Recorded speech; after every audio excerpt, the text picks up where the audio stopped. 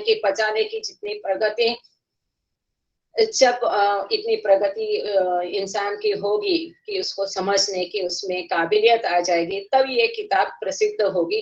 वो कैसी होगी, पूरी एक साथ होगी कि क्रमशः होगी, कुछ अभी कुछ बाद में, किस रूप में प्रकट होगी, किताब के रूप में होगी कि फिल्म के होगे, कैसे माध्यम से प्रकट होगी, वो अभी कुछ नहीं बताया जा सकता है। ऐसा उस समय में हमको बताया गया था। तो ये किताब, ये टेबल बुक, ये इसी समय का है। इस लेक्चर में भी कई सारा पोर्शन उस किताब में से ही भी आया है, ऐसा कहना है, क्योंकि उसी समय में बाबा ये किताब भी लिख रहे थे जिस समय ये लेक्चर दिए गए हैं। The Hazrat Baba Jan School had been inaugurated by Baba on 25th March 1925. 25 मार्च 1925 में हजरत बाबा जान स्कूल का उद्घाटन बाबा ने किया था। Operating out of a building close to the post office in lower Mehrabad. Lower Mehrabad में जो पोस्ट ऑफिस पुरानी बिल्डिंग थी अब वो नहीं है, इसके बाजू में एक बिल्डिंग थी, वहां से पहले ये हजरत बाबा जान स्कूल चलाया जाता था। ये लड़कियों के लिए था school. The school enrolled children of all caste from Aranga. सभी जाति धर्म के विद्यार्थी इस स्कूल में थे, जबकि ये संकल्पना उस समय में बहुत अनोखी थी और उतनी पॉपुलर या रूढ़ नहीं थी। In time the boys and girls sections were divided, और बाद में बच्चों, लड़कों का और लड़कियों का अलग सेक्शन करके, दो the building was torn down in October of 1926, the Hazrat Baba Jan Girls School was reopened in the family quarters in Arangaon the next April 1926.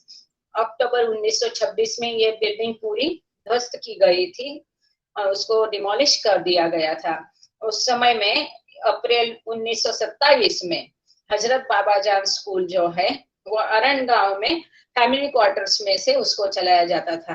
अरण गांव में फैमिली क्वार्टर्स मतलब जो बाबा प्रेमी मंडली जन फैमिली के साथ तभी रहते थे, जैसे भाऊ कल्चुरी है, जंगले मास्टर है, ऐसे लोगों के लिए फैमिली क्वार्टर में जगह कर बाबा ने क्वार्टर जैसा उनको प्रोवाइड किया गया था। जैसा अभी कंपनियां क्वार्टर्स प्रोवाइड करती है, तो इसकी नींव बाबा ने डाली है उस समय में इस प्रकार से।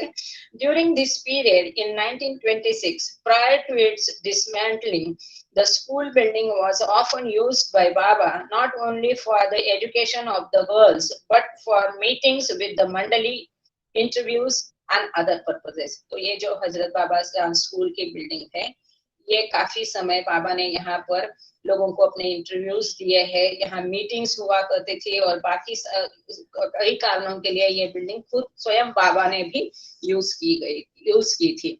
ऐसा ये बिल्डिंग के बारे में, हजरत बाबा जान स्कूल के बारे में यहाँ पर इंफॉर्मेशन मिली है। अब आप यहाँ पर चित्र देख रहे हैं स्क्रीन पर, उसी चित्र के बारे में ये टॉपिक है। हमने जैसा अभी देखा, क्योंकि एक बच्चियों के स्कूल में बाबा गए हैं और वहां सर जनरल मार्क है और 1925-26 के दशक की बात है, तो उनके हिसाब से उस समय उन लोगों को जो जानकारी नहीं है और समझ में आएगी, ऐसी जानकारी इस लेक्चर में बाबा ने दी है। The philosophy and significance of a coconut, तो जिसको दर्शन शास्त्र या तत्व ज्ञान कहते हैं। तो जो कोकोनट नारियल है, इसका महत्व क्या है, इसके पीछे क्या तत्व ज्ञान है, क्या दर्शन शास्त्र है, इसको बाबा ने यहाँ पर उजागर किया है। हम ऐसे भगवान को नारियल चढ़ाते हैं, फोड़ते हैं, अर्पण करते हैं, लेकिन इसके पीछे क्या है ये किसी को मालूम नहीं था, तो बाबा ने इसके बारे में यहाँ पर एक्सप्लेन किया है। The coconut is considered to be a sacred fruit. नारियल को एक पवित्र फल माना जाता है। Occupying a place in many religious ceremonies, जो धार्मिक समारंभ है, कई सारे धार्मिक समारंभों में इनको महत्वपूर्ण स्थान दिया गया है। Those of the Hindus particularly, जो हिंदूस के समारंभ होते हैं, विधि होते हैं, धार्मिक विधि होते हैं, इनमें नारियल का अहम महत्व है। Apart from its role in ceremonial usage, जो विधि समारंभ में इसका उपयोग किया जाता है, इसके अलावा this fruit is generally placed at the feet of saints and gurus by their disciples and followers. इसके अलावा जो साधु संत लोग हैं उनके चरणों में भी उनके शिष्यों द्वारा, अनुयायियों द्वारा इस फल को अर्पण किया जाता है, उनके चरणों में नारियल अर्पण किया जाता है। और even by those who pay casual visits or who go for darshan, a custom once again, या ऐसे भी जो कोई दर्शन के लिए जाता है, ऐसे ही भगवान के पास चला जाता है, तो वो लोग भी नारियल चढ़ाते जाते हैं, एक रियाज करके, रस्म करके, रीति करके। once again especially prevalent among Hindus, खास करके ये हिंदू में ज्यादा प्रचलित है। तो हिंदू में क्या प्रचलित है कि कैसे कोई भगवान के पास जाता है, मंदिर में जाता है, तो ऐसे नारियल चढ़ा देता है, या कोई संत, साधु संत को मिलने उनके शिष्य या अनुयायी जाती तो वो भी उनके चरणों में नारियल अर्पण करते हैं। ये सब रस्म है, रिवाज के तौर पर उसको किया जाता है। But how many of those who present coconuts to such holy and exalted personages realize the great significance and deep philosophy that underlines such offering. ये ऐसा है, लेकिन ऐसा जो लोग करते हैं तो exalted personages मतलब पवित्र, महान आत्मा, ऐसा। तो बाबा कहते हैं कि ये जो लोग ऐसा नारियल अर्पण करते हैं, उनमें से कितना लोगों को इसका महत्व या इसके पीछे जो गहन तत्व ज्ञान है, दर्शन शास्त्र है, या इसका पीछे जो महत्व है, ये कितना लोग इसका महत्व जानते हैं। Coconut as explained by Shri, उस समय में बाबा को श्री करके संबोधित किया जाता था। बाबा नहीं कहते थे, वो तो बाद में नासिक में सैयद ने ये नाम दिया था बाबा को, और जो बाबा को भी पसंद है, बाबा ने भी अप्रूव किया था। उसके पहले मेहरबान सेठ बोलते थे, उसके बाद में श्री बोलते थे। तो ये वही समय है जब बाबा को श्री करके कहलाया जाता था और एक सद्गुरु के रूप में उनको देखा जाता था। A coconut as explained by Shri can be divided into 4 component parts. तो जो ये नारियल है, इसको 4 भागों में विभाजित किया जा सकता है। The 3 outer coverings and the water inside. 4 भाग कौन से? कि बाहर के जो 3 कवरिंग्स है, उसके ऊपर का कवर है वो, और एक अंदर का पानी। The significance of each of these is and under. तो ये हर एक जो कवर है उसका, इसका जो महत्व है, ये नीचे दिए गए प्रकार से है। यहाँ पर आपको स्क्रीन में नारियल का चित्र, तोड़ा गया नारियल का चित्र दिखाई दे रहा है। आप उसी को देख करके कॉन्सेंट्रेट कर दीजिए, समझ लीजिए। The outermost fibers and threads, जो सबसे बाहरी कवच रहता है या कवरिंग रहता है, उसको रेशा कहते हैं हिंदी में।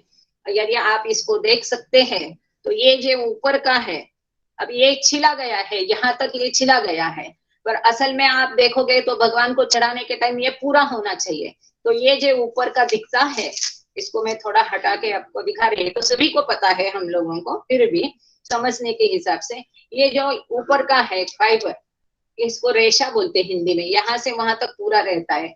ये पूरा निकालने के बाद ये अंदर का पोर्शन आ जाता है।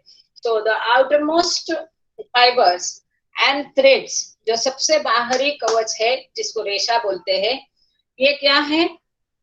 तो ये एक स्थूल शरीर, द ग्रॉस बॉडी, मतलब एक स्थूल शरीर, मानव के स्थूल शरीर जैसा ये बाहर का कवरिंग है।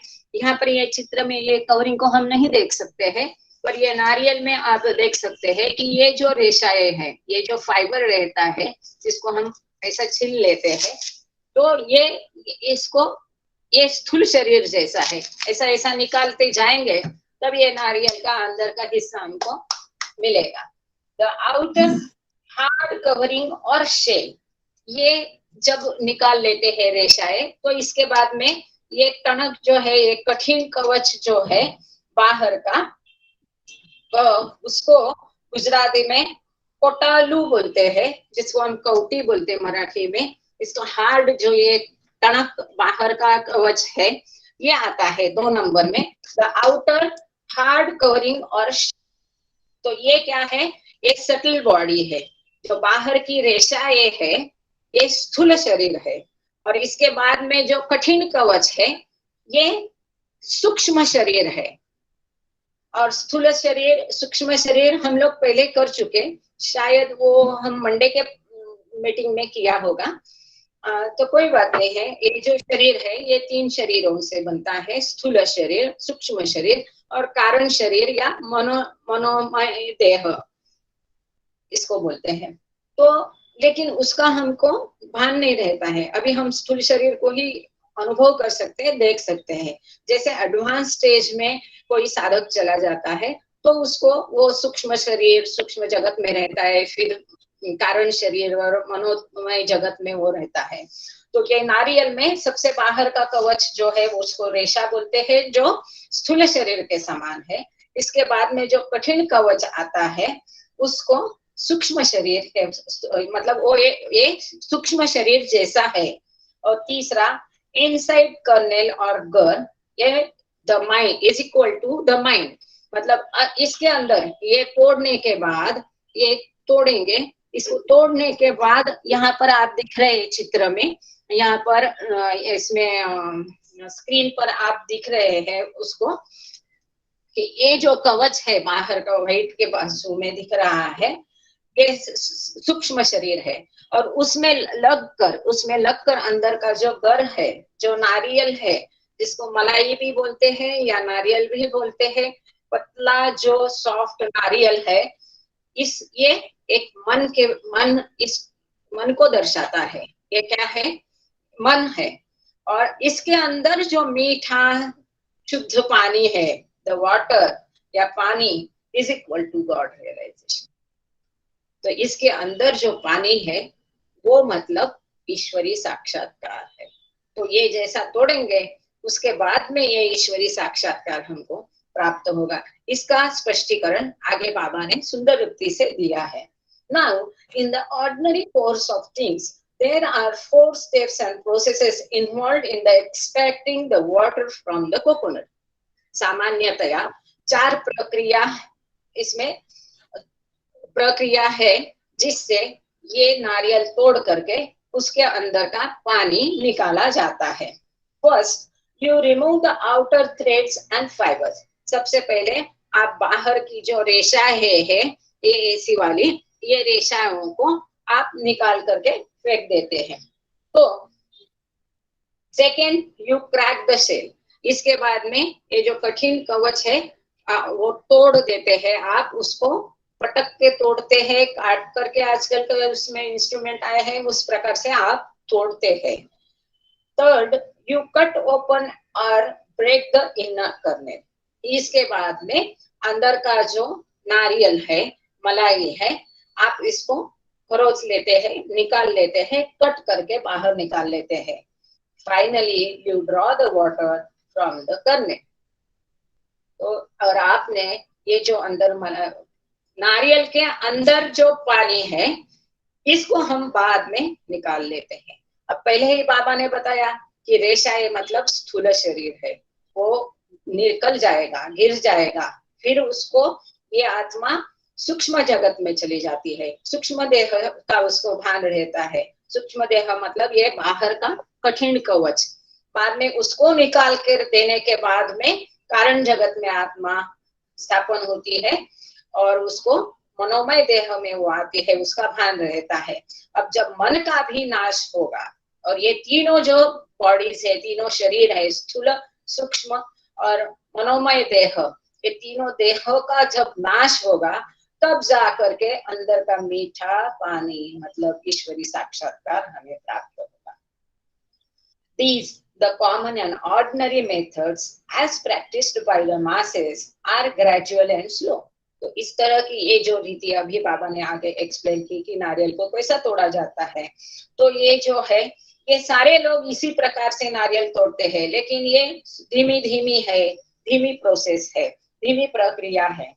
But in the case of an emergency, लेकिन कोई आपातकाल में क्या करते हैं, as when on certain ceremonial and sacred occasions coconut water is needed for sprinkling as a good omen, ये एक शुभ शकुन के तौर पर जब ये नारियल का पानी छिटकना होता है तब उसको एक झटके में पटक के वो पानी छिटका जाता है। या आपने कई बार देखा होगा कि बच्चों की स्कूल की ट्रिप जाती है या कोई ट्रिप पर निकलते हैं, बस हायर की जाती है, तो ये बस के सामने नारियल को कैसा तोड़ा जाता है कि उसके पहिए के नीचे ये नारियल को रखा जाता है और एक झटके में उसको तोड़ा जाता है। तो बाबा ने यहाँ पर वही एक्सप्लेन किया कि कुछ समय कुछ सेरेमनीज ऐसे होते, कोई विधि ऐसे होते हैं या आपातकाल में ऐसा होता है कि ये पानी, नारियल का पानी छिटका जाता है, उस समय में एक झटके में ये नारियल को तोड़ा जाता है। Then the whole coconut with all its covering is broken by rough meals. तो ये पूरा को नारियल उसके सारे कवरिंग्स के साथ ही एक झटके में तोड़ा जाता है और उसके टुकड़े टुकड़े किए जाते हैं। You do this by striking it forcefully against a wall or a floor all at once, all in a single blow. ऐसा कब किया जाता है, कैसे किया जाता है कि धड़ाम से आप एक दीवार पर या पत्थर पर उसको जोर से तोड़ करके एक सिंगल झटके में उसको ऐसा तोड़ देते हैं। These then are outer material worldly actions associated with extracting the water from a coconut. तो ये जो क्रिया है ये बाबा ने क्यों बताई है कि अगर सद्गुरु आपको चाहे तो एक पलक झपक के ही आत्म साक्षात ईश्वर साक्षात्कार दे सकता है। तो जब सद्गुरु आपके सर पर हाथ रखेगा तो ये शेल वगैरह नहीं, वो झटके में नारियल तोड़ने जैसा है। उसके लिए आपको ईश्वर साक्षात्कार कराना एक पल भर का भी काम नहीं है। आंख झपकते ही पल भर में आत्म साक्षात्कार हो सकता है यदि सद्गुरु चाहेगा तो उस केस में जब सद्गुरु की कृपा से पल भर में आपको ईश्वर साक्षात्कार होगा तो ये क्रिया, ये जो कोकोनट बाबा ने बताया कि एक झटके में तोड़ने जैसा है। The spiritual significance of these processes connected with the coconut we will now describe. अब बाबा कहते हैं कि ये जो नारियल तोड़ने की जो प्रक्रिया है इसका आध्यात्मिक महत्व कैसा है, या ये नारियल धार्मिक विधि में ही ऑफर किया जाता है तो इसका आध्यात्मिक महत्व कैसा है, ये प्रोसेसेस, ये प्रक्रिया किस प्रकार से आध्यात्म से जुड़ी है, इसको हम अभी देखेंगे। First, the aim and object of breaking the coconut is to extract either its water or the kernel, the coconut meat from inside the shell. Different processes are employed for each of these objectives. तो सबसे पहले इसका उद्देश्य जो है ये नारियल तोड़ने का और इसका अंदर से कोकोनट खोबरा जिसको बोलते हैं नारियल निकालने का, उसका पानी निकालने का, इसके लिए डिफरेंट प्रोसेसेस जो अलग अलग प्रक्रिया या विधि उसमें है उसका for each of these objectives. This is the outer worldly manifestation, the outer level of meaning connected with the offering of the coconut. जो बाहरी दृष्टि जगत के संसार के दृष्टि से इसका महत्व इस प्रकार से है, but the inner meaning, वो क्या खाली ऐसा भगवान को नारियल मैंने चढ़ाया, but the inner meaning, the spiritual manifestation as it were is the attainment of self realization. परंतु हम क्या बोलते हैं, अरे मैंने भगवान को नारियल चढ़ा दिया, हाँ बस चढ़ा दिया, नारियल तोड़ा, क्या प्रसाद लाया, सबको दिया, बस इतना ही, वो भगवान का प्रसाद करके खा जाते हैं, खत्म बात। पर ये इसका ऊपर ऊपर का सांसारिक मीनिंग है। लेकिन बाबा कहते हैं कि ये आध्यात्मिक तरह से कैसा कनेक्टेड है, तो इसका अंदर का मीनिंग, इनर मीनिंग और आध्यात्मिक मैनिफेस्टेशन के लिए ये क्या है कि आत्म साक्षात्कार प्राप्त करना। इसका अर्थ ये है, ये भगवान को चढ़ाना मतलब ये सिग्निफाई करता है, उसको सिंबलाइज करता है, इसका ये सिंबल है, एक प्रातिनिधिक तौर पर है कि ये हम आत्म साक्षात्कार प्राप्त करते हैं। भगवान को बोलते हैं कि हमें आत्म साक्षात्कार दे दो। If extracting water as a material act signifies on the spiritual level winning realization of self, जो पानी निकालना है मतलब आत्म साक्षात्कार हासिल करने जैसा है। The 4 stages in this process are these. तो ये जो प्रोसेस है आत्म साक्षात्कार की, इसमें 4 स्टेजेस है, 4 पायदान है, वो इस प्रकार से है। First, the process of stripping away the outermost threads and fibers of the husk can be compared, husk मतलब ये भूसा, छिलका या रेशा, can be compared to shedding the various, shedding मतलब निकलना, छूट जाना, various physical component parts of the human body as a whole। तो ये जो बाहर की रेशा है ये पूरा निकाल करना, ये किसका प्रातिनिधिक है कि जो हमारा इंसान का शरीर है इसके अलग अलग पार्ट्स को निकाल देना जैसा है। मतलब यहाँ पर बाबा को ऐसा कहना है कि जो ये काम, क्रोध, लोभ आदि, मोह, मद, मत्सर, ये सब जो हमारे षड्रिपु है इनको निकाल करके फेंकना है।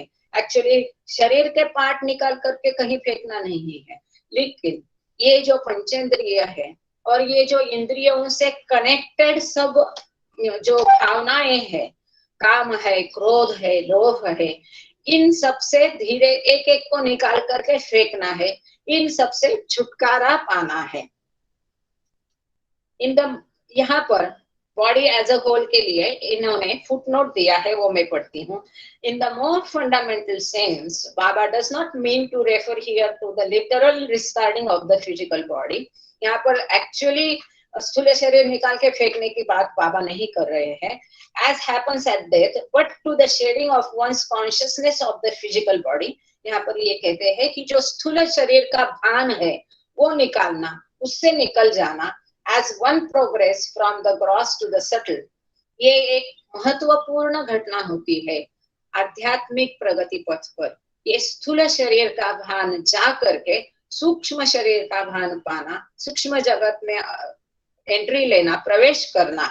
तो यहाँ पर ये सिंबल करता है, यहाँ पर बाहर का फाइबर, ये रेशाएं निकाल के फेंक देना, हस्त निकाल के फेंक देना, ये रेशाएं निकाल के फेंक देना, मतलब स्थूल शरीर को उसका भान निकल जाना, उसका इंपॉर्टेंस कम होना, उसको निकाल करके स्थूल शरीर का जाना और सूक्ष्म शरीर में प्रवेश करना। The physical body as one process from the gross to the subtle. This point is clarified more fully in points number 2 and 4. इसी को आगे बाबा ने और उजागर किया है। Second, the successful removal of the gross body, which is to say, the cessation of the action activates the subtle body। अभी जो एक बार यशस्वी रीत्या ये ग्रॉस बॉडी निकल जाती है, स्थूल शरीर निकल जाता है, तब क्या होता है कि इधर आपका जो गतिविधियां है रुक जाती है और क्या होता है कि सूक्ष्म जगत में प्रवेश करके आपका सूक्ष्म जगत का, सूक्ष्म देह का भान आता है। आती है मतलब कहीं से बॉडी अलग से नहीं आती है।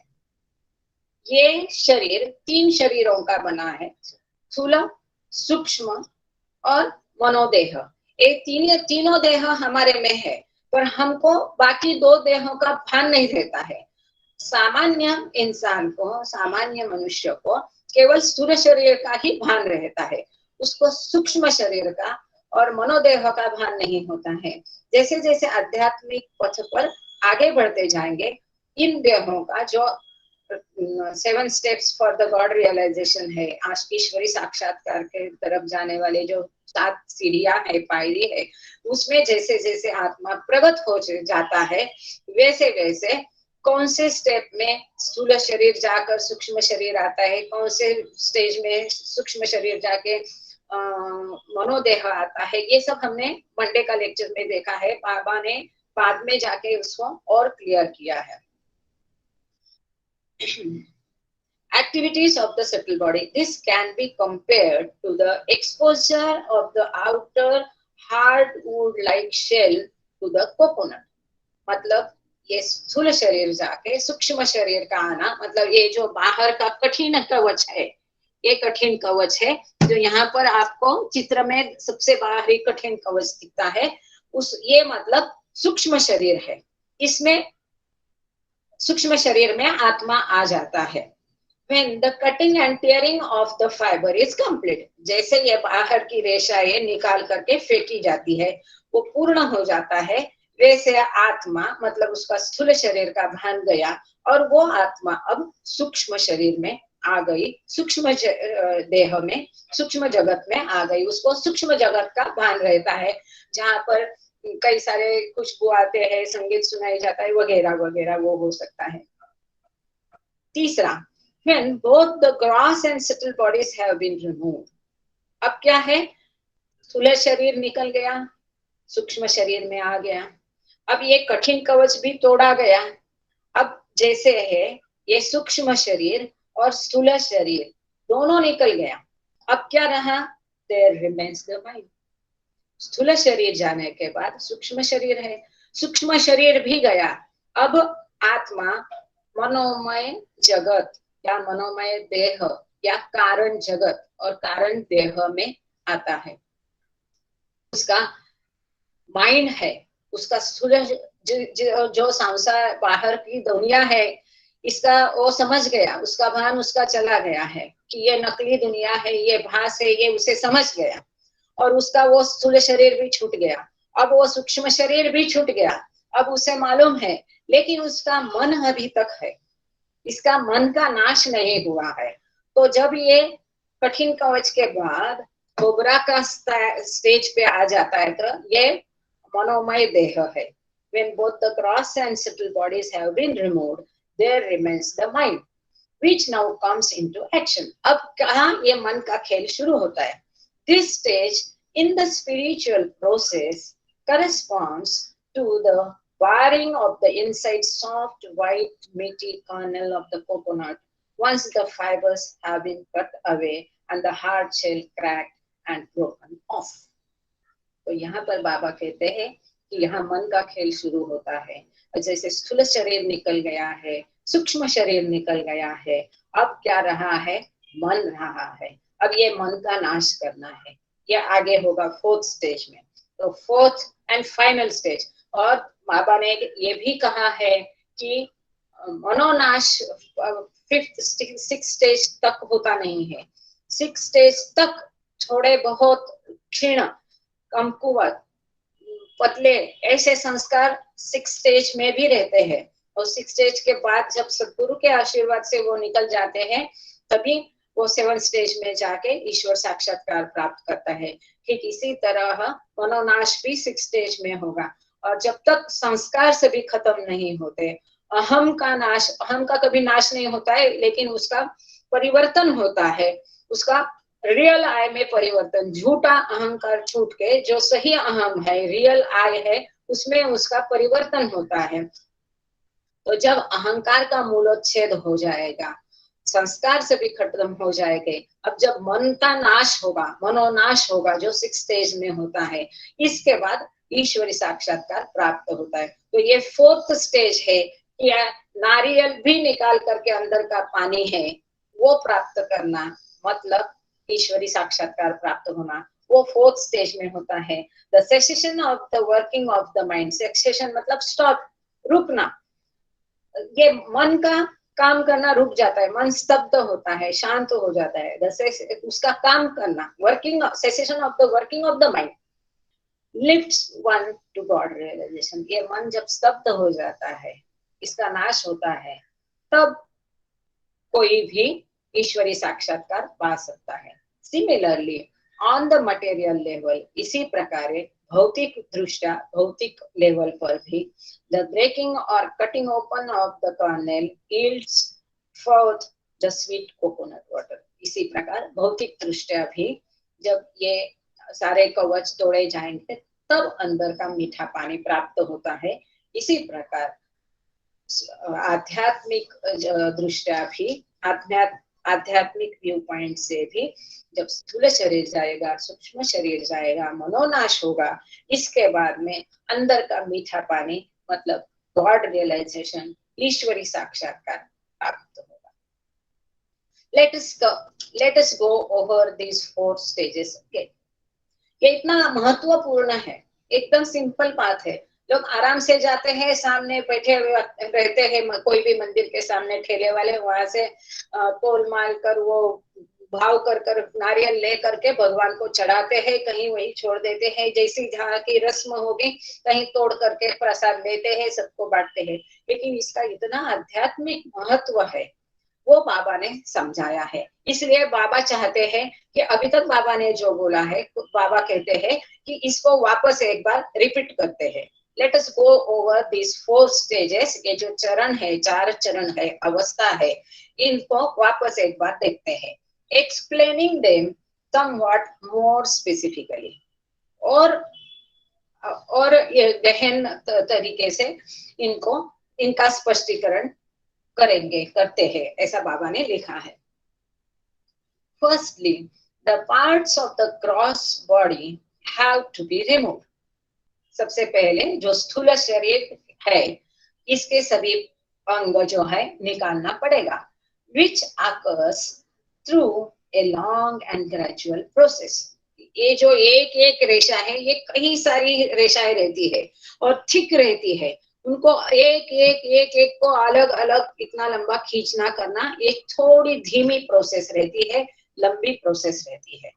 We can compare the plucking of each thread or fiber with the serving and destroying of another of material Maya's numberless attributes।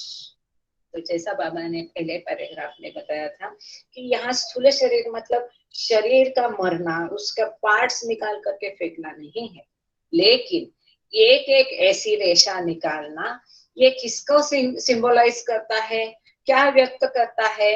तो ये जो भौतिक माया है, इसके जो अनेक विशेषताएं है, अनेक गुण है, तो इसको ये रेशाएं प्रतिनिधि तौर पर उनका प्रतिनिधित्व करती है। ये जो रेशाएं है, नारियल की ये जो बाहरी रेशाएं है, ये भौतिक जगत के, मायावी जगत के जो विशेषताएं है, उनको प्रतीत करती है, और ये अनगिनत है। जैसे ये बहुत सारा रहता है, कवच तो कौटालू एक ही रहता है, लेकिन बाहर की रेशाएं खूब सारी रहती है। वैसे ये भौतिक सांसारिक माया के जो गुण है, विशेषताएं है, ये अनगिनत है, तो इसको ये सिंबलाइज करती है।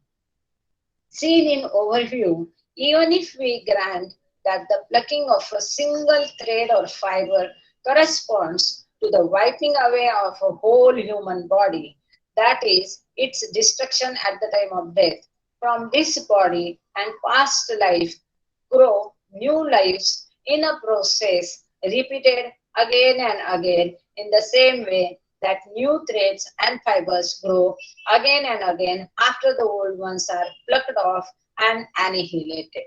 यहाँ पर मुझे लगता है कि बाबा नारियल का पेड़ का जो झाड़ी बोलते हैं, जो पत्ता रहता है या उसका जो ऊपर का कवच रहता है, इसके बारे में बोल रहे हैं कि वो जितना निकाले वापस आता है, जितना निकाले वापस आता है।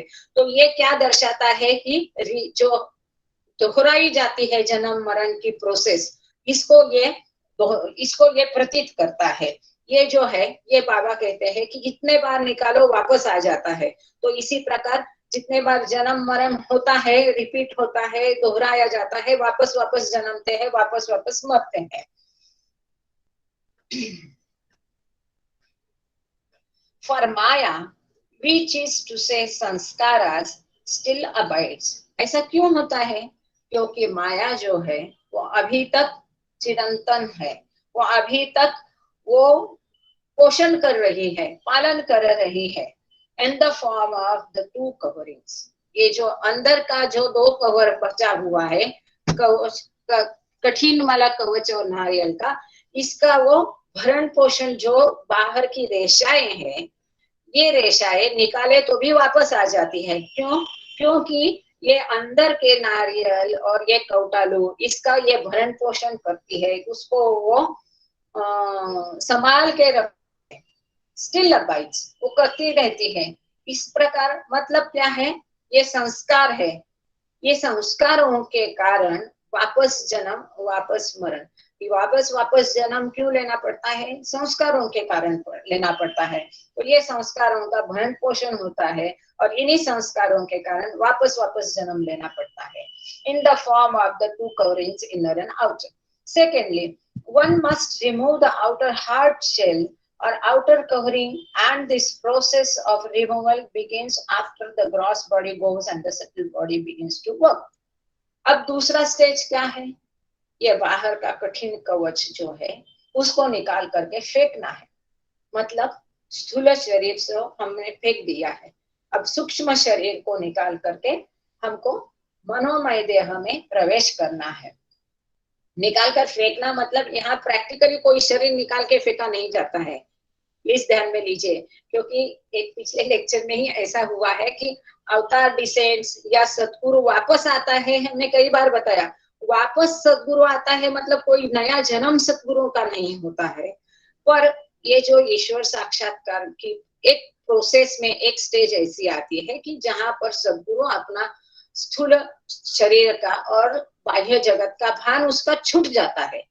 लेकिन जो सतगुरुओं को ये विश्व की ड्यूटीज दी गई है, उनको वो भान में वापस आना है, उसको कमिंग बैक और डिसेंडिंग बोला है। मतलब कहीं डिसेंड नहीं होते हैं, नीचे नहीं आते हैं, उसका कोई इस प्रकार से गलत मीनिंग कृपा करके मत निकालिए। कोई नया जन्म नहीं होता है, क्योंकि पिछले लेक्चर में ये बात हुई थी, तो अभी मुझे इस कारण याद आया कि सतगुरु का वापस आना है मतलब शरीर में वापस आना, मतलब वो शरीर तो वही रहता है सतगुरु का, वो कोई नया शरीर लेके वापस नहीं आता है। वापस आना या डिसेंड होना इसका मतलब है कि ये भौतिक जगत का, संसार का भान वापस आना, अपने स्थूल शरीर का वापस आना, मतलब उसका वापस आना है। तो यहाँ पर इसी प्रकार के स्थूल शरीर निकाल के फेंकना है, सूक्ष्म शरीर निकाल कर फेंकना, मतलब कोई निकाल के फेंकना नहीं है, तो उसका भान जाके आगे का जो है उसका भान आना है। तो इसी प्रकार secondly one must remove the outer, तो बाहर का ये कठिन कवच निकाल करके मतलब सूक्ष्म शरीर का निकालना है, निकल जाना है, तब हम मनोमय देह में आएंगे, मनोमय जगत में आएंगे। At this juncture the various yogas come into play. तो बाबा यहाँ कहते हैं कि जब ये सटल बॉडी निकाल करके, ये subtle body begins to work, जब ये कठिन कवच फेंक करके अंदर हम आते हैं, स्थूल जगत का भान जा करके, स्थूल शरीर का भान जा करके सूक्ष्म, यहाँ पर बाबा ने प्रैक्टिकली ग्रॉस बॉडी गोज ऐसा ही शब्द प्रयोग किया है, उसी प्रकार में कहूंगी।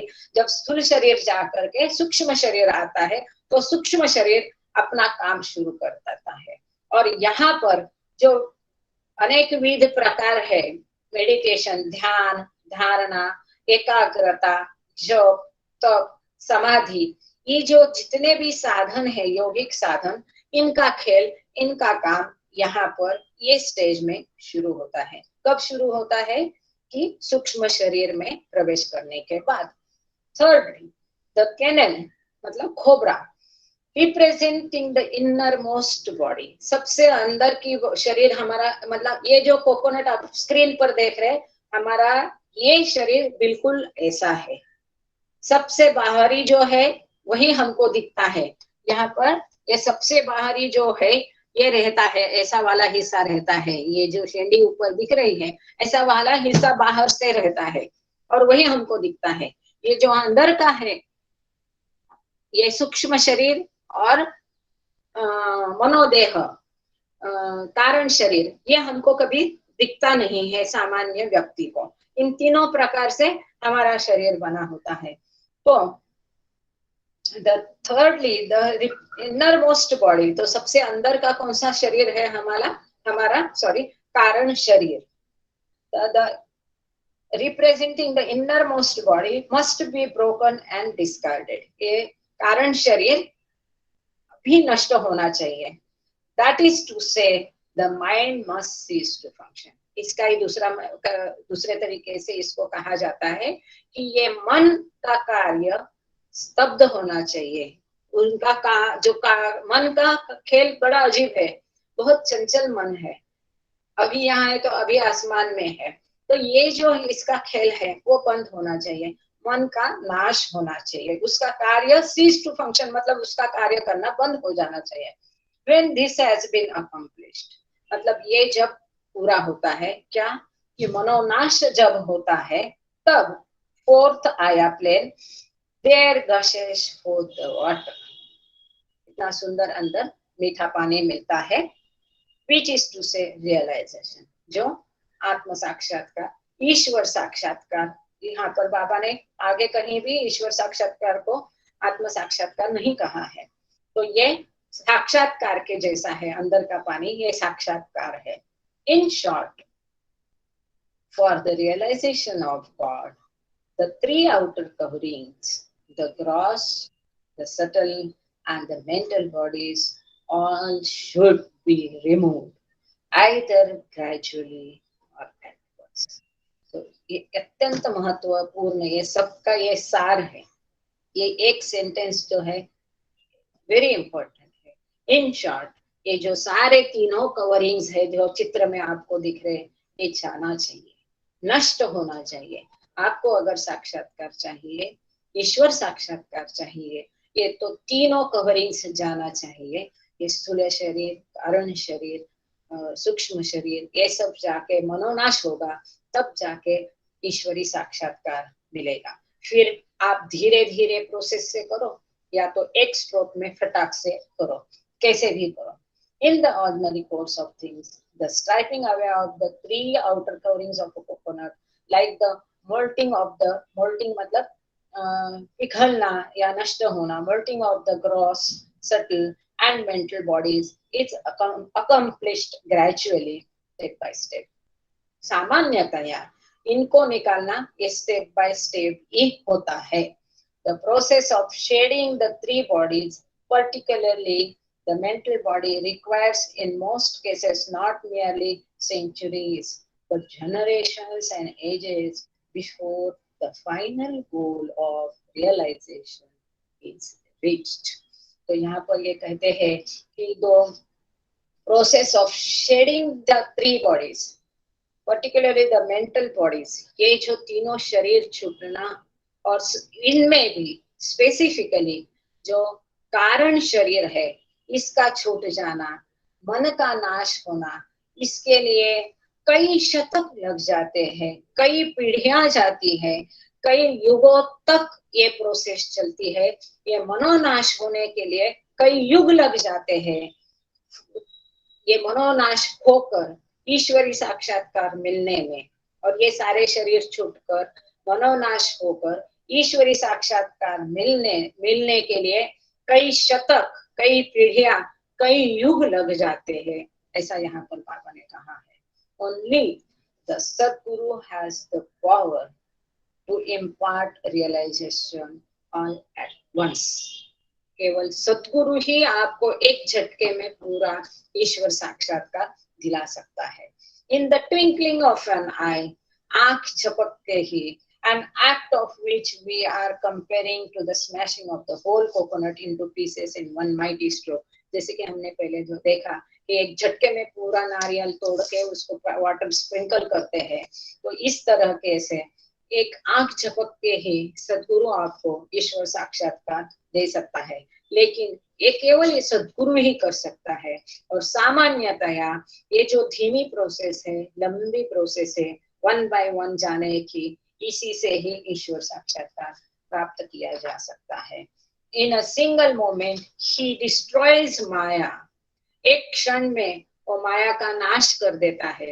And the mind here likened to the coconut's three inner and outer coverings, और ये जो एक सेकेंड में वो माया का नाश कर देता है, जिसको यहाँ पर अंदर के तीनों कवरिंग्स के समान बताया गया है। Therefore, डू यू, यहाँ पर डू ये हुआ है तो मुझे लगता है यू होना चाहिए शायद। Therefore, do you surrender to a गुरु।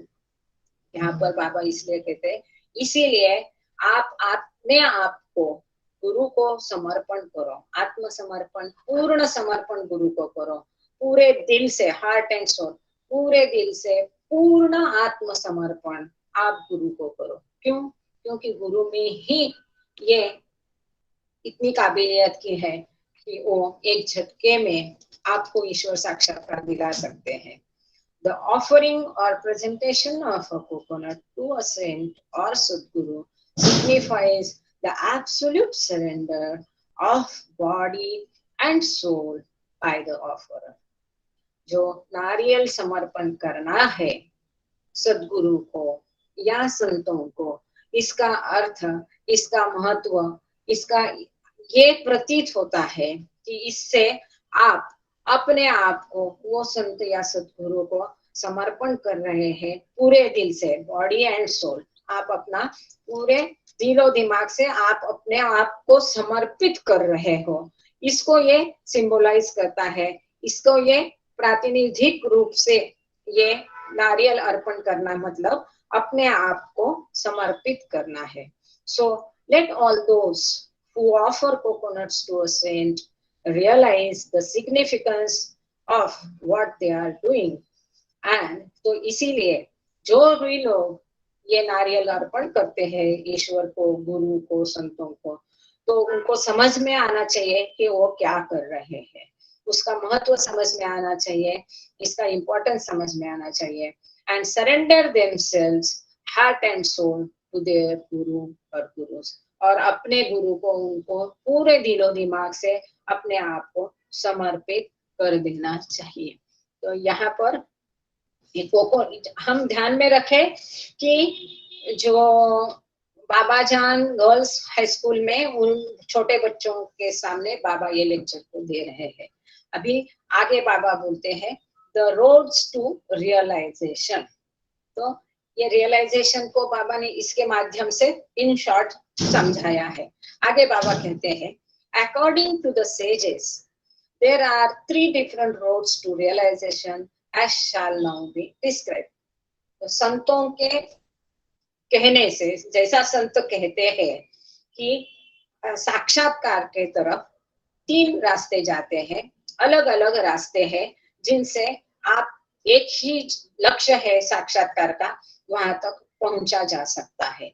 तो साक्षात्कार पाने के लिए ये कौन से 3 रास्ते हैं? The first of these roads, the shortest, quickest and easiest is satsangam, company and residence with the sant। तो ये तीनों जो रास्ते हैं जो ईश्वरी साक्षात्कार तक हमको पहुंचाते हैं, इनमें से सबसे आसान, सबसे जल्द जाने वाला और सबसे नजदीक का रास्ता कौनसा है? संत समागम, सहवास, ईश्वर का या सद्गुरु का सहवास पाना, उसकी कंपनी में रहना और उसकी आज्ञा का पालन करके उसकी सेवा करना, ये सबसे shortest, quickest and easiest way है, which entails in addition to companionship the seva service performed according to his order। मतलब केवल वो संत के, महात्मा के, वो महात्मा कोई भी महात्मा नहीं चलेगा, वो कोई बोगस है, बनाऊ है, ढोंगी है, तो ऐसे महात्मा है नहीं। तो जिसने सही में ईश्वर साक्षात्कार खुद प्राप्त किया है, उसके केवल कंपनी में रह के नहीं, किंतु उसकी कंपनी में, उसके सहवास में रहकर उसकी आज्ञाओं का 100% पालन करके उसको पूरी सेवा देना, ऐसा करने से ये एक रास्ता है जो आपको ईश्वर साक्षात्कार तरफ लेके जाएगा। This road to realization may be compared to a special train। एक मनाचे श्लोक है अनादेश पांडे नागपुर के, उन्होंने लिखे हैं और बाबा 1 महीना तक तो रोज ये श्लोक पढ़वाते थे रोज। बहुत सुंदर है, उसका अभी हिंदी में भी अनुवाद किया है। तो उसमें एक स्टैंजा बहुत सुंदर, मुझे एकदम से ये स्पेशल ट्रेन देख के याद आया। मना खास गाडे तुनी जाय चेका तरी सद्गुरुचे धरी पाय बाप्पा न थांबे कुठे थेटने वेगवान। मतलब अगर आपको जल्दी से जाना है, कहीं नहीं रुकना है, तो आप सतगुरु के पैर धरिए। और ये सतगुरु का जो उसकी सेवा, उसका आज्ञाकारिता, ये जो रास्ता है, ये मतलब एक स्पेशल ट्रेन जैसा है। ये सीधी जाएगी, बीच बीच में रुकेगी नहीं, लंबा समय भी लेगी नहीं, और सबसे शॉर्टेस्ट, क्विकेस्ट एंड इजीएस्ट, सबसे आसान, सबसे अच्छा और सब जल्दी से जल्दी आपको पहुंचाने वाले, मतलब ईश्वर साक्षात्कार तक लेके जाने वाले जो 3 रास्ते हैं, उसमें सबसे अच्छा, इजीएस्ट, सबसे सरल, आसान और सबसे नजदीक का अच्छा रास्ता, स्पेशल ट्रेन जैसा कौन सा है? तो सतगुरु की सेवा, उसकी आज्ञा पालिता और उसका सहवास। मतलब यहाँ बाबा का ही, वह उस समय तो बाबा को ही वो लोग सतगुरु समझते थे, और बाबा तो स्वयं ईश्वर है, अवतार है। अभी भले बाबा हम में नहीं होंगे, लेकिन किंतु उनका कार्य हर एक आत्मा के ऊपर का जारी रहता है। इसीलिए हमें हमेशा हर लेक्चर में कहती हूँ कि जो बाबा के पास आए उनको और कोई नया गुरु करने की आवश्यकता नहीं है। बाबा ने जो कहा है वही आज्ञाओं का पालन करते रहो, उनका नाम लेते रहो, उनसे प्रेम करते रहो। अभी ये लेक्चर है, अभी भजन है, अभी मृदुला का भी भजन स्टार्ट होगा, ये सारे जो है सहवास प्रोग्राम, तो ये क्या है? वहां बाबा आते हैं, इस भावना से हमको वो प्रोग्राम को अटेंड करना है, तब हमको बाबा के सहवास का वहां पर लाभ मिलेगा। और बाबा रहते ही हैं हर प्रोग्राम में। तो सेकेंड रोड हम देख रहे हैं कि ईश्वर साक्षात्कार के 3 रास्ते हैं। तो दूसरा रास्ता कौन सा? The second road to be undertaken in the absence of a guru or a spiritual guide who offers what is by far the easiest of the different pathways is to repeat one name of God with all love. एक नाम जपाऊ, प्रेम थी नाम स्मरण कराऊ, गुजराती में, and to perform जन सेवा, service to humanity to the best of one's ability and power. This can be compared to a passenger train. तो दूसरा रास्ता, ये पूरा एक ही सेंटेंस है, पूरा पैराग्राफ भर के, इसके लिए मैं पहले उसको अभी पढ़ कर लिया ताकि इंग्लिश का एक फ्लो कायम रहे, और हिंदी में मैं उसको समझाती हूँ कि ईश्वर साक्षात्कार का दूसरा, अब सबसे अच्छा, अब बचा हुआ दोनों में से सबसे अच्छा रास्ता कौन सा है? और जो कब, जब आपका कोई जीवित गुरु या आध्यात्मिक मार्गदर्शक आपका नहीं रहेगा, और उसके एब्सेंस में जब आपको ईश्वर साक्षात्कार प्राप्त करना है, तो सबसे बेस्ट वे क्या है कि ईश्वर का नाम लेते रहना। कोई एक नाम, repeat one name of God, कोई एक नाम आप चुनो और उसको पूरे प्रेम से, दिल से आप जपते रहो, हरदम जपते रहो और पूरे दिल से जपते रहो। और इसी प्रकार वो जपते जपते आप परफॉर्म जन सेवा, मतलब ह्यूमैनिटी, मनुष्य, इंसान के लिए जो निस्वार्थ सेवा है वो करते रहो। निस्वार्थ सेवा करते करते, नाम जपते जपते निस्वार्थ सेवा भी करते रहो। कि जहां पर कोई गुरु नहीं है, कोई स्पिरिचुअल गाइड नहीं है, उसके एब्सेंस में आपको ईश्वर का नाम लेना है, एक नाम ले लो। टू द बेस्ट ऑफ, ये सर्विस कैसी है? To the best of one's ability and power. किसी को शारीरिक एबिलिटी होगा, किसी के पास धन दौलत होगी, किसी के पास बुद्धि होगी, जैसी जिसकी क्षमता है, इस क्षमता के हिसाब से, उस क्षमता के अनुसार आप निस्वार्थ सेवा करो दूसरों की। एक तो नाम जपो और दूसरों की अपनी क्षमता अनुसार निस्वार्थ सेवा करो। यदि आप ऐसा करते हैं तो आपको ईश्वरी साक्षात्कार मिलेगा। और ये जो रास्ता है ईश्वरी साक्षात्कार तरफ लेके जाने वाला, ये एक पैसेंजर ट्रेन जैसा है। पहली जो हुई वो स्पेशल गाड़ी हो गई, कि सद्गुरु को समर्पण करके उसकी आज्ञा का पालन करना, उसकी सेवा करना, उसके सहवास में रहना, जो बहुत मुश्किल है। 100% आज्ञाकारिता इज नेक्स्ट टू इम्पॉसिबल, बहुत अशक्य प्राय कठिन होता है और उसके आशीर्वाद से नहीं के बिना होता नहीं। पर जब आपको कोई गुरु नहीं है तब आप ईश्वर का सतत नाम स्मरण करिए। और बाबा ने कहा है कि नाम ऐसा रखो, एक ही नाम रखो, और वो सिंपल सादा जो प्रिय है आपके हृदय को, और छोटा सा नाम हो, और वो आप जपते जपते आप इतनी आदत करो उसको जपने की, वो नाम लेने की, कि आप हर घड़ी वो नाम ले लो। आपके हर सांस के साथ वो बाबा का नाम आते जाते रहना चाहिए। जैसे सांस आती जाती है तो हमको पता भी नहीं चलता है, इतनी सहजता से बाबा का नाम लिया जाना चाहिए, ईश्वर का नाम लिया जाना चाहिए। और बाबा ने स्वयं कहा है, जो नागपुर के 84 करते थे, उन्होंने बाबा से जब पूछा कि कैसा लेना है, तो बाबा ने स्वयं ये कहा था कि ऐसा इतना सहजता से करो कि वो आपको भी पता नहीं चले कि आप नाम ले रहे हैं, जैसा हमको पता नहीं चलता है कि हम सांस ले रहे हैं। इसकी एक कहानी है कि जब कृष्ण के इस पे पैर पर माथा रख के सो रहा था अर्जुन, और तब अर्जुन के हर एक बाल से कृष्ण कृष्ण कृष्ण ऐसी ध्वनि निकली जाती थी, इतना वो कृष्णमय हो चुका था।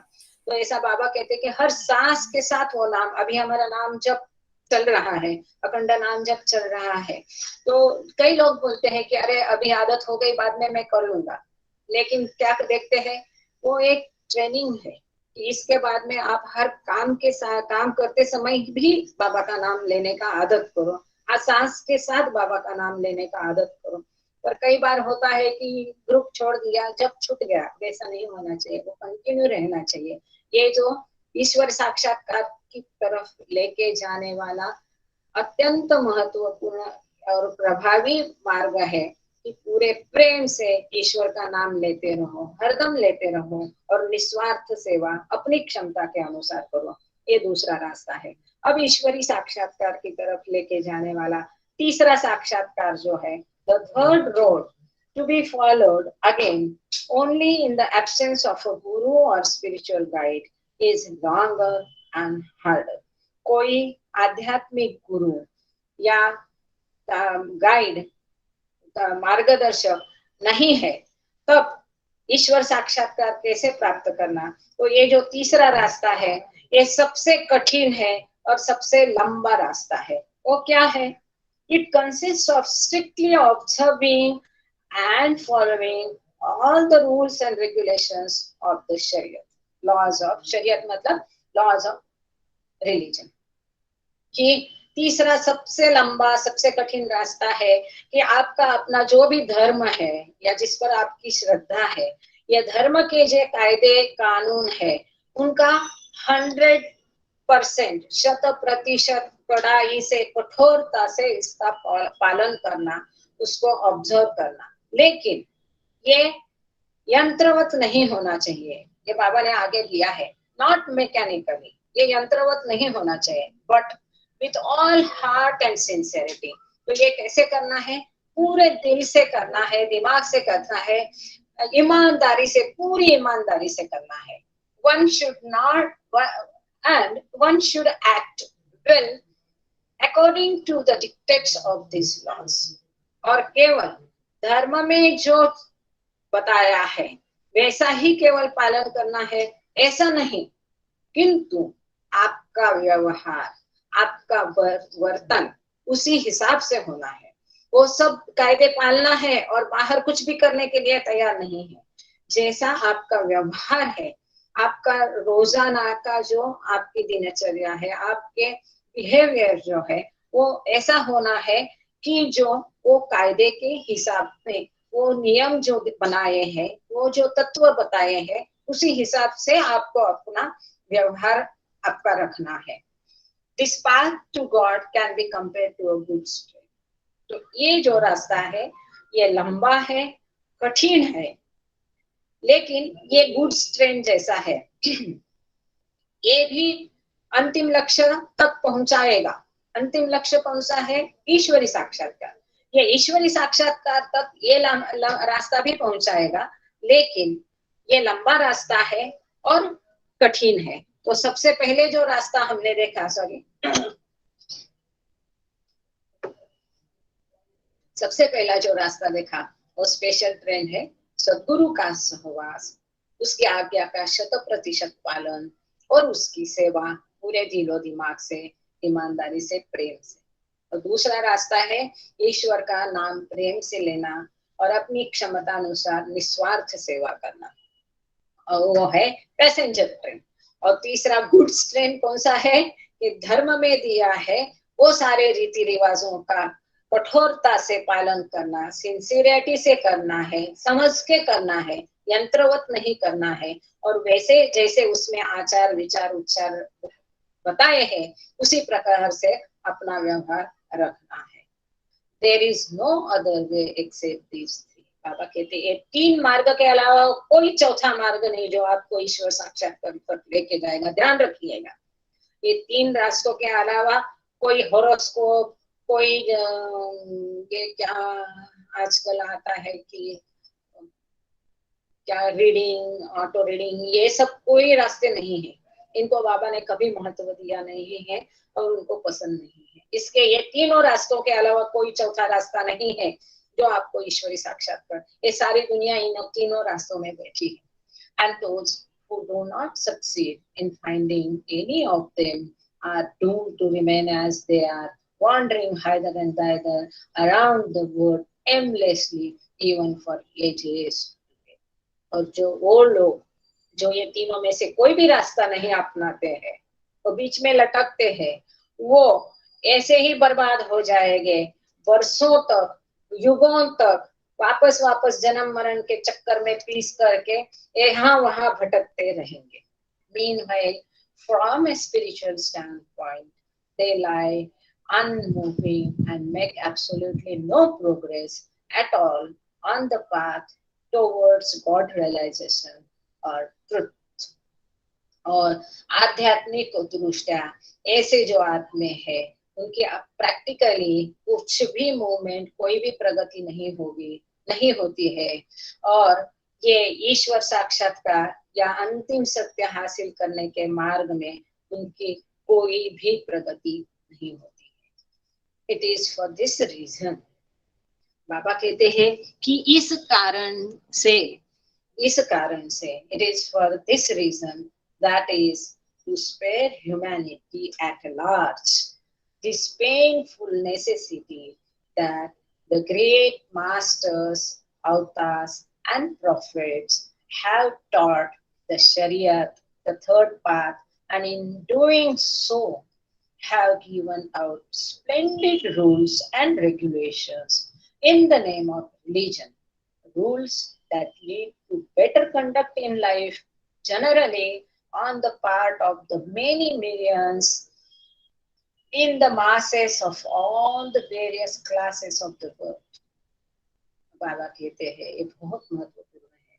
वापस आप ध्यान से देखिए कि बाबा कहते यही कारण है, इसी कारण से और पूरी मानव जात को बचाने के लिए, उनकी फायदे के लिए, उनके सेवा के लिए ये जो अवतार है, प्रॉफिट्स है, मास्टर्स है, गुरुज है, इन्होंने ये अत्यंत वेदनादायी जो प्रक्रिया करके ये जो तीसरा रास्ता बनाया है, धर्म का, कायदे का, ये बनाए हैं, ये जो सिद्धांत बनाए हैं, कायदे बनाए हैं, नियम बनाए हैं, बहुत अच्छे ये नियम और कायदे हैं, और ये उन्होंने धर्म के नाम में, धर्म में बांध के दिए हैं। किस लिए?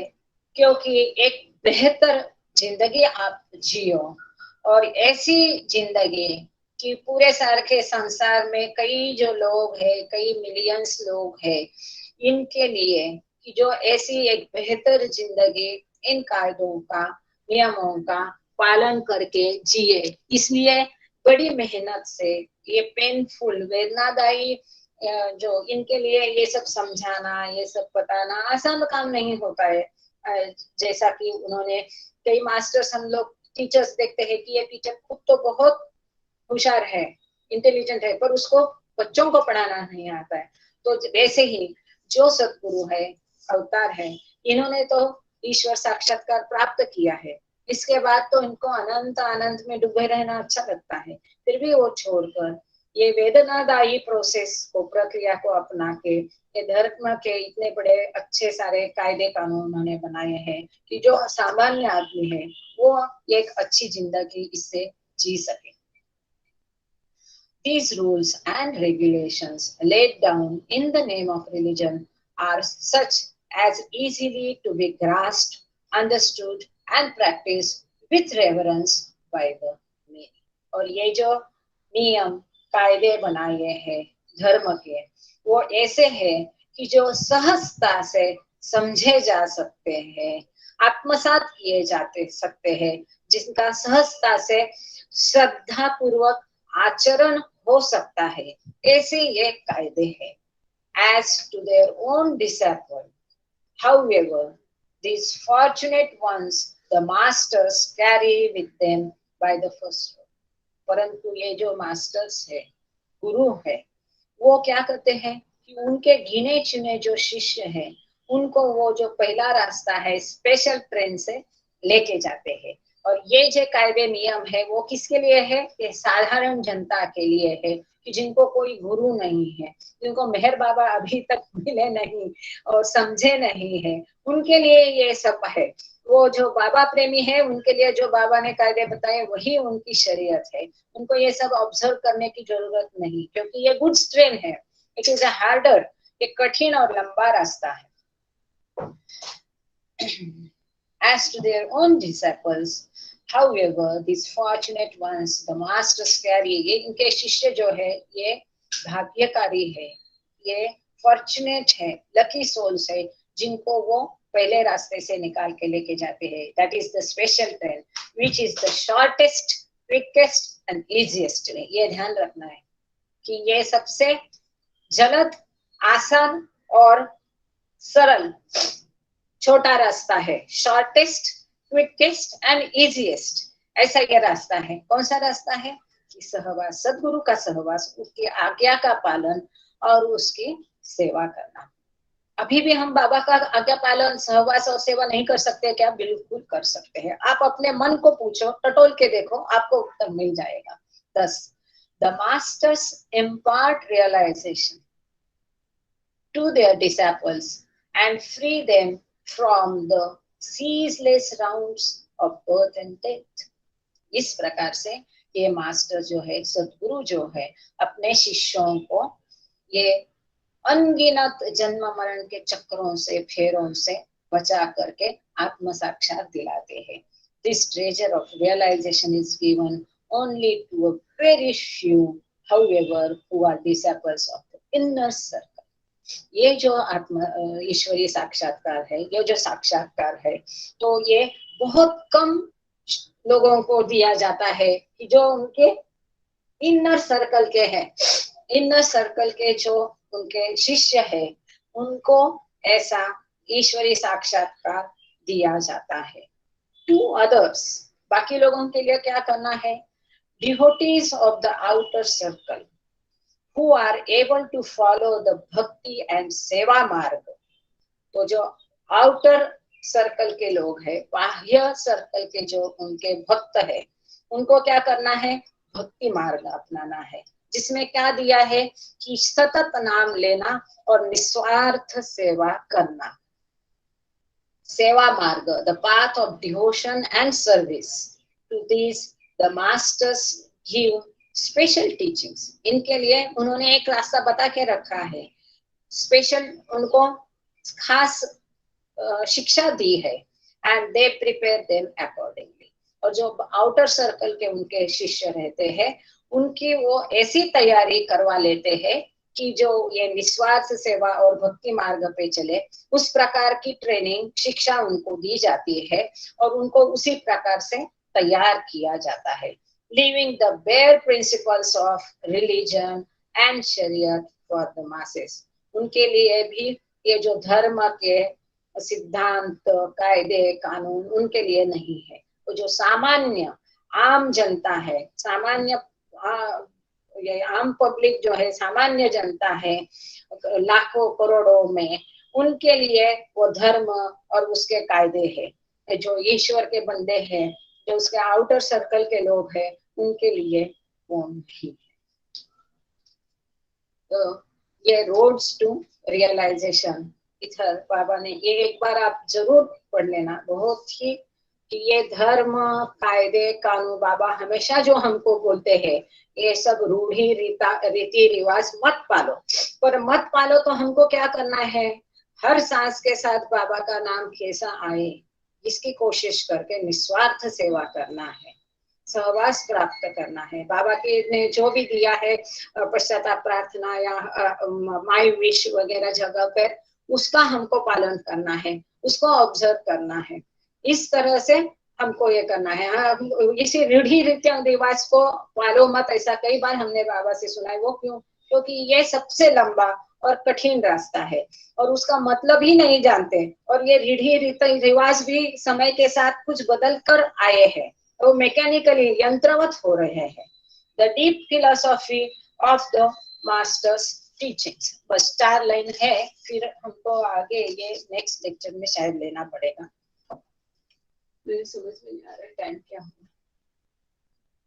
The deep philosophy of the master's teachings, जो मास्टर्स है, गुरु है, उनकी जो शिक्षा है, उसका गहन तत्व ज्ञान क्या है, दर्शन शास्त्र क्या है।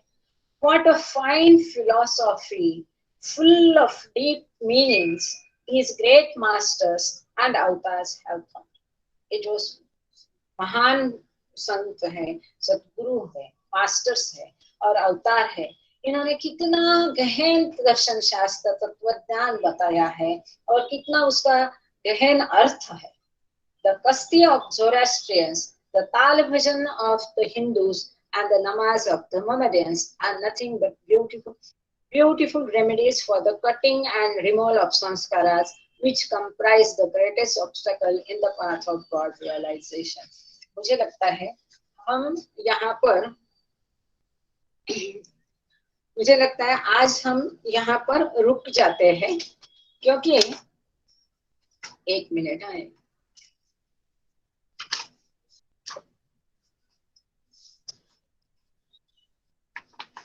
अब जो आगे टॉपिक है, इसके रिलेशन में करीब 4 पन्ने हैं,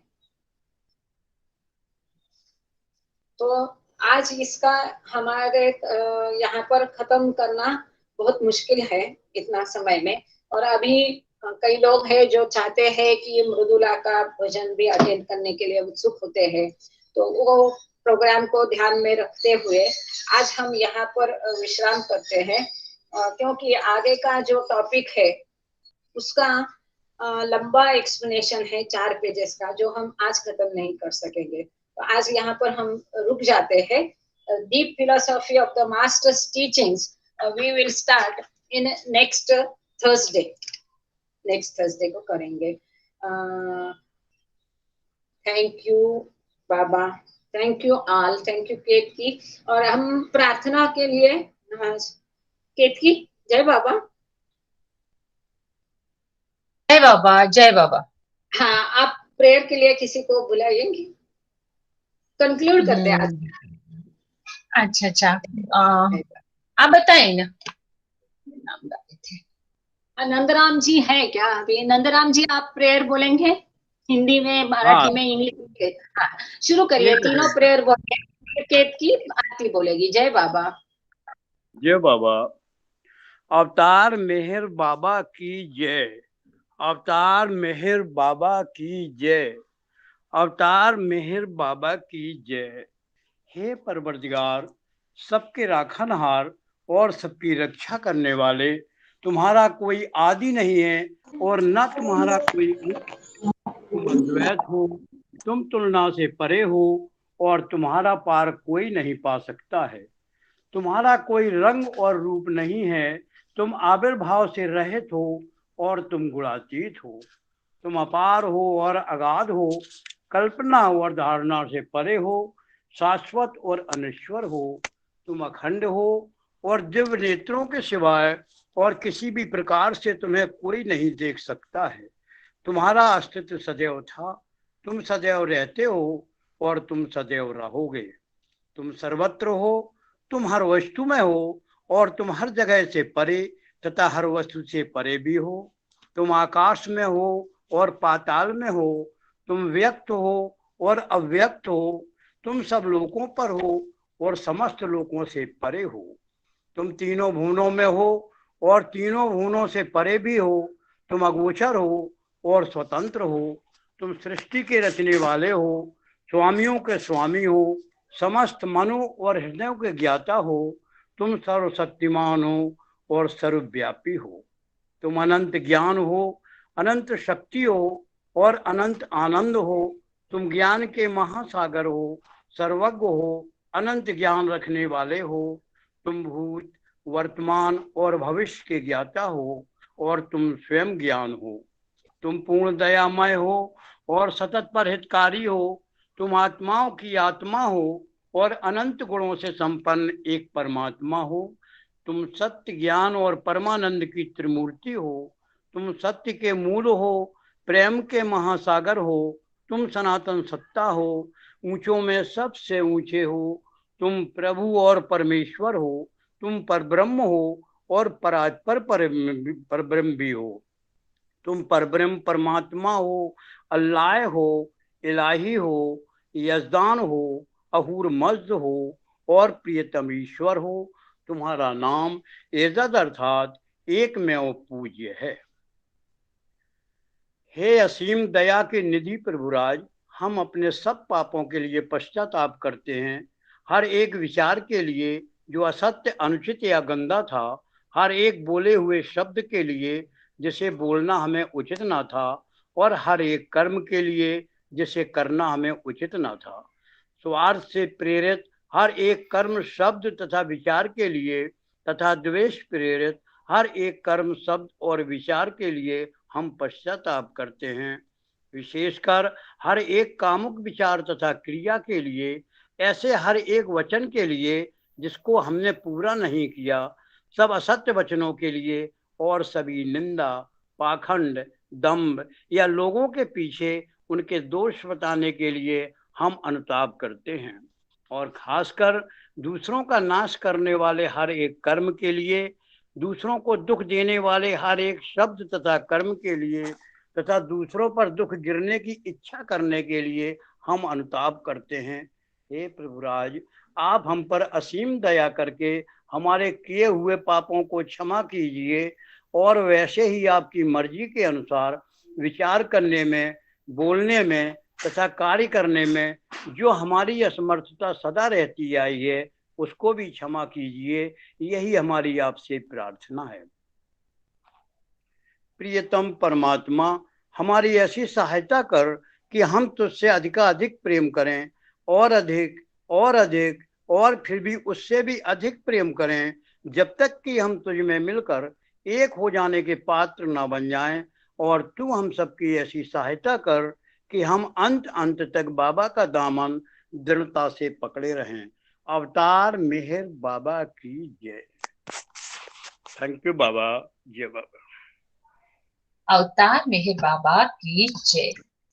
बुझावे नार जहलतनी कर कुदरत में परमातु लागी आशु भक्तों ने के पक्षे मोरे मातु अयामुच्छत मेहर बाबा चरण पर पूज न धरिए सर खुदाना जात थी वाके थई पे हो मिहिर बातु तुझे माँ लिख की कतनु तू आशिक दीने आरिफ भी तुझे डरी याए वैदत मारे हतनो होई तूफान हमू रहे रौने ऐसा नेक बख्शजे ज्ञान जगनु के तू पर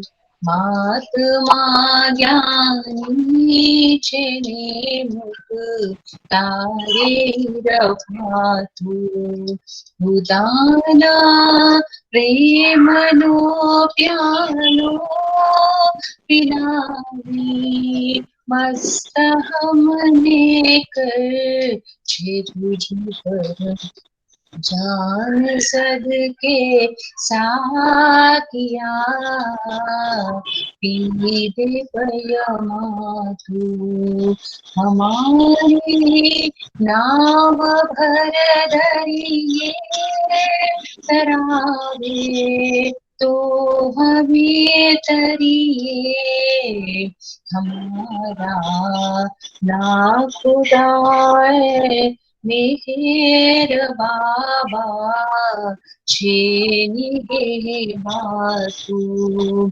हमारा ना खुदाए मेहर बाबा छेनी गे बातू बुझावे नार चहलतनी कर खुद के परमातु छेलागी आश भक्तों की बख्शे नूरे मातु। अवतार मेहर बाबा की जय। अवतार मेहर बाबा की जय। अवतार मेहर बाबा की जय। जय बाबा। जय बाबा, जय बाबा, जय जय थैंक जय यू बाबा। बाबा। बहुत सुंदर एक्सप्लेनेशन, बहुत सुंदर। जय बाबा, ऑल ऑफ यू। जय बाबा, जय बाबा। बहुत सुंदर।